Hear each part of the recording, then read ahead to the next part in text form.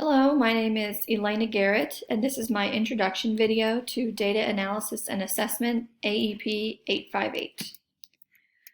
So some personal demographics about me. I am a Fort Hays State graduate. I graduated with my bachelor's in secondary education and mathematics.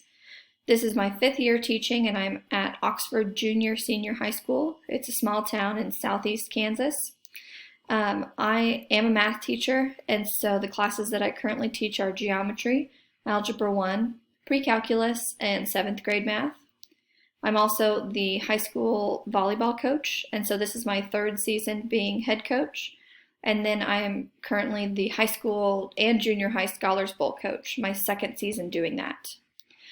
Some personal information is that I've been married for about 4.5 years, and this has been a big year for us. We bought our first house at the beginning of the summer, and we are expecting our first baby boy in January.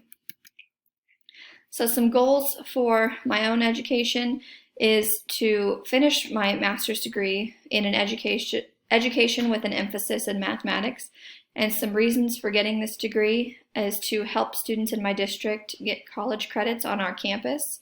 I mentioned earlier that I was the head volleyball coach, and so at our Saturday tournaments in between games, I've spent countless hours helping my girls work on their college algebra, because currently they can either take it online or through ITV, and it just doesn't work for some kids. And so I'd really love to get my degree so that I can teach college algebra on campus so that our kids get an opportunity to get college credits without having to do those online classes.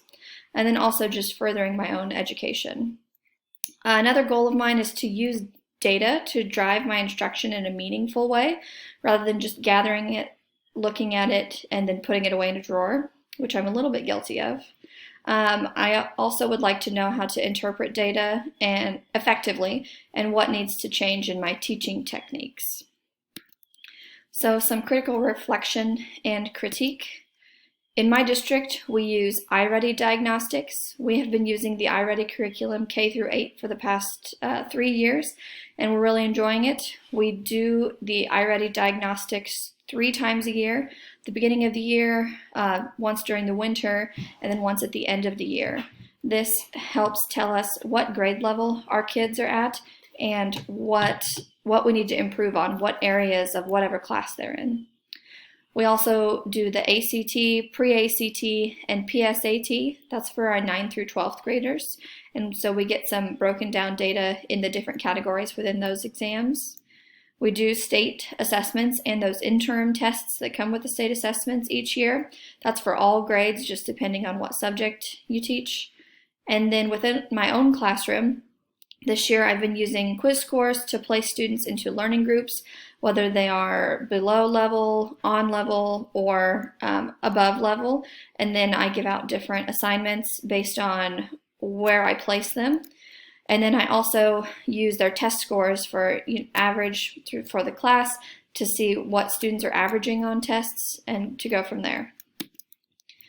My personal knowledge about data analysis and assessment is actually using the data to guide instruction. We don't want to just, like I said earlier, gather it, look at it, say, oh, that's good, or oh, that's bad, and put it in a drawer and not worry about it. So the key to using that to guide instruction is differentiation, I believe.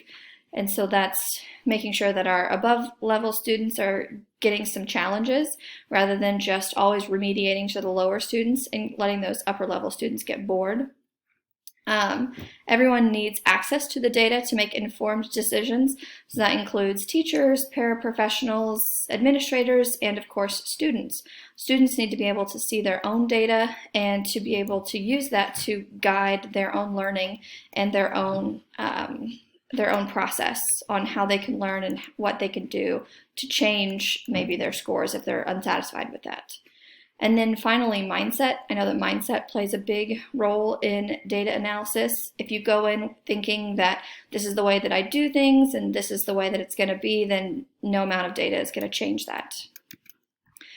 Finally, my plan is to make sure that I have an open mind. Like I said, if I go in with one way saying this is how I've done it for the past 5 years and I'm not changing that, it's not going to be effective for me. So I want to make sure that I don't get stuck in my ways.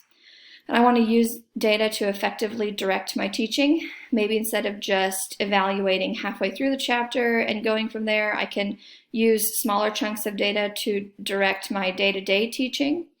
I would also like to help my students become involved in interpreting their own data and be able to provide data to my school district or school board if necessary. My district is really great about providing us with resources that we may need as long as we can back it up with data as to why we need that.